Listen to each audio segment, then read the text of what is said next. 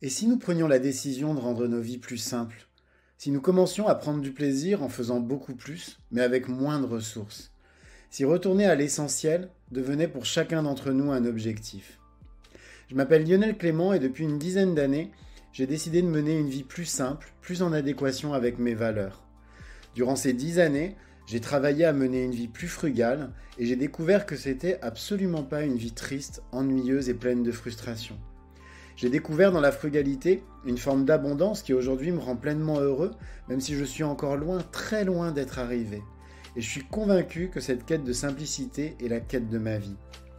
J'ai créé les chemins de la frugalité pour partager mon expérience, mes découvertes, mais aussi pour vous inspirer et vous donner envie, à vous aussi, de faire de l'essentiel le tout de votre quotidien.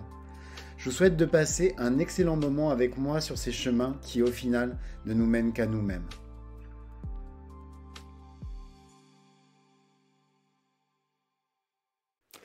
Je crois qu'on n'imagine vraiment pas à quel point nos possessions ont une importance capitale dans nos vies, jusqu'au moment où on risque vraiment de les perdre, ou qu'on les perde effectivement. Pendant des années, j'ai passé mon temps à accumuler. Et puis tout ça en ayant l'impression de ne pas posséder grand-chose.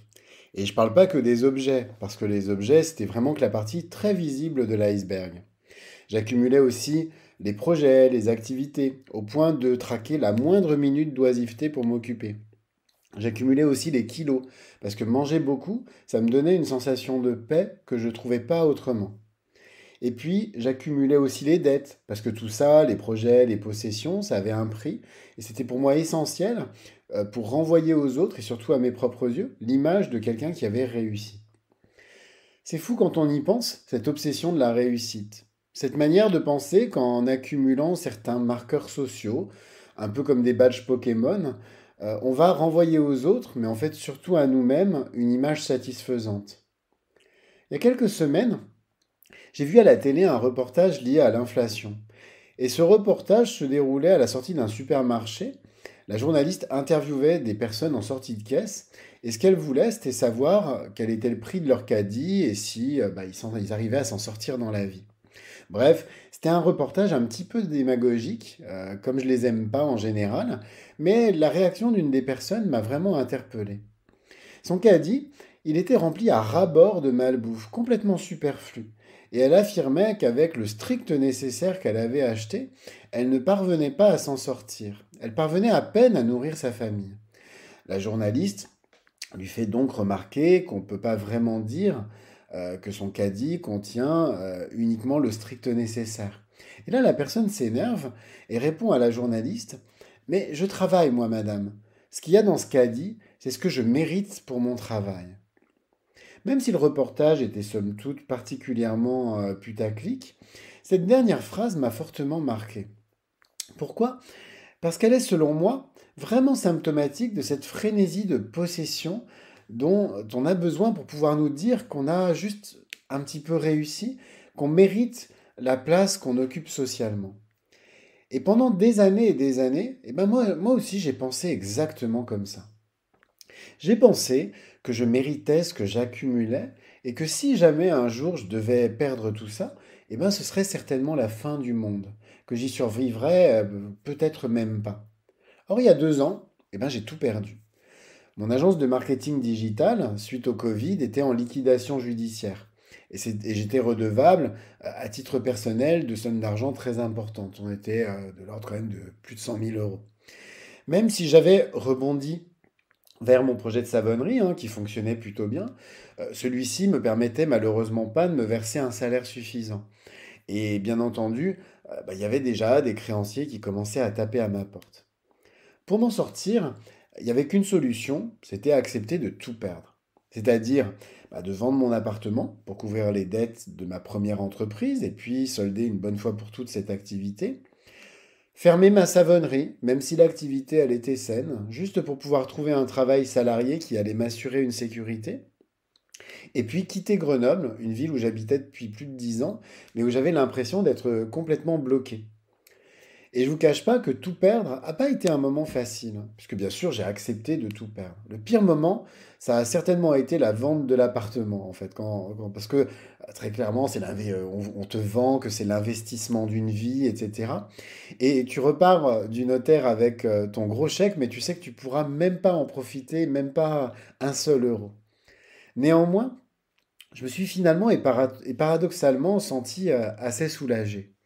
Alors oui, j'avais tout perdu, mais j'avais gagné quelque chose que j'avais pas ressenti depuis de très très nombreuses années. Et ben en fait, j'avais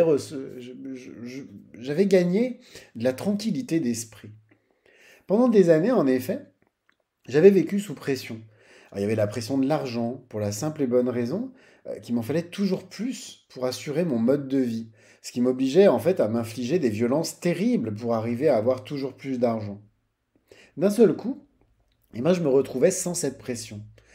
J'avais plus rien, enfin j'avais quand même des choses, hein, je ne suis pas à plaindre, loin de là, mais en tout cas j'avais beaucoup moins d'un seul coup. Euh, j'avais plus de dettes, je gagnais suffisamment ma vie, même avec justement avec mon salaire, pour arriver à subvenir à mes besoins. Et puis surtout, j'avais gagné quelque chose que j'avais jamais expérimenté auparavant, ça s'appelle de la bande passante de cerveau. Parce que plutôt que de m'affliger sur mon sort, en définitive plutôt enviable à mes propres yeux, je me suis dit que je pouvais certainement m'alléger encore plus. Je me suis dit que j'allais faire de ce mode de vie frugal une force, parce que quand on possède beaucoup moins de choses, on découvre d'un seul coup qu'on est riche de beaucoup d'autres. Premièrement, par exemple, j'ai retrouvé mon bien-être et ma joie de vivre. Alors ça peut vous sembler un petit peu cucu, hein, ce que je dis comme ça, mais je crois que ça a vraiment été le gain le plus immédiat que j'ai ressenti. Parce que quand on travaille 15 heures par jour pendant des années et des années, sans jamais prendre un jour pour soi, même si on gagne de l'argent, je vous garantis qu'on n'est vraiment pas heureux. Deuxièmement, j'ai retrouvé du temps juste pour moi. Du temps pour flâner, pour aller me balader sans objectif, juste pour regarder le paysage, du temps aussi pour écrire. Et j'ai également arrêté de perdre du temps à me vider la tête pendant des heures en consommant des conneries, genre sur les réseaux sociaux, sur les plateformes de séries en streaming, ce genre de choses. Enfin, troisièmement, j'ai retrouvé le plaisir de la simplicité. Fabriquer mon pain, mes cosmétiques, acheter des aliments simples et de qualité pour les cuisiner, rester dans le silence simplement, passer du temps avec mon conjoint ou encore avec mes deux chiens. Bref, ça peut sembler très peu de choses et puis sans doute complètement dérisoire pour certains qui écoutent ce podcast, mais croyez-le ou non, tout perdre aura été finalement pour moi la meilleure chose qui pouvait m'arriver à ce moment-là. Cet épisode des chemins de la frugalité est maintenant terminé. Alors comme d'habitude, je vous invite, si vous avez aimé ce podcast, à vous y abonner et pourquoi pas à lui mettre 5 étoiles sur votre plateforme de podcast préférée. Ça va m'aider à bien le référencer et vous pouvez même déposer un joli commentaire. Et puis sinon, vous pouvez aussi le partager autour de vous afin de le faire connaître à vos proches. En attendant, je vous souhaite à tous une très très belle journée et puis je vous dis à demain pour un nouvel épisode. Au revoir.